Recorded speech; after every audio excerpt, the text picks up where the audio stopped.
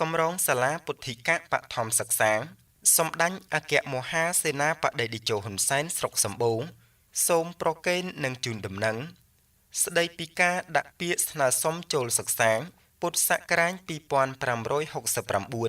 2570ឆ្នាំ2026-2027គណៈគ្រប់គ្រងគម្រោងសាលាពុទ្ធិកបឋមសិក្សាសម្ដេចអគ្គមហាសេនាបតីតេជោហ៊ុនសែនស្រុកសម្បូរខេត្តក្រចេះមានកិត្តិយសសូមប្រកេននិងជូនដំណឹងស្ដីពីការដាក់ពាក្យស្នើសុំចូលសិក្សាពុទ្ធសករាជ2569 2570ឆ្នាំ2026-2027ចាប់ផ្ដើមទទួលពាក្យស្នើសុំចូលរៀនរបស់សាមណសិស្សចាប់ពីថ្ងៃទី23ខែមេសារហូតដល់ថ្ងៃទី5ខែឧសភាឆ្នាំ2026ជាកំហិន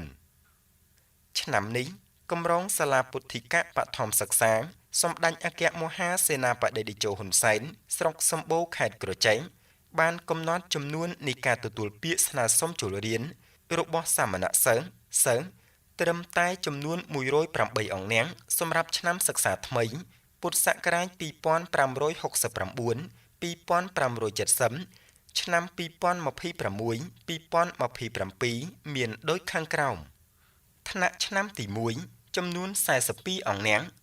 ថ្នាក់ឆ្នាំទី2ចំនួន33អង្គនាក់ថ្នាក់ឆ្នាំទី3ចំនួន33អង្គនាក់អាស្រ័យដោយបានប្រកេននិងចម្រើនពរខាងលើសាមណសិស្សដែលចង់សិក្សារៀនសូត្រនៅគម្រោងសាលាពុទ្ធិកបឋមសិក្សាសម្ដេចអគ្គមហាសេនាបតីតេជោហ៊ុនសែនស្រុកសម្បូរខេត្តក្រចេះរបស់យើងសូមប្រញាប់មកចុះឈ្មោះស្នើសុំចូលរៀនឲ្យបានសមស្របទៅតាមពេលវេលាកំណត់ខាងលើជាកំហិនទូរស័ព្ទទំនាក់ទំនង067 ការ៉េ7 98 099 ការ៉េ5 04វត្តព្រះវិហារធំសស100ស្ថិតនៅភូមិសម្បូរឃុំសម្បូរស្រុកសម្បូរខេត្តក្រចេះ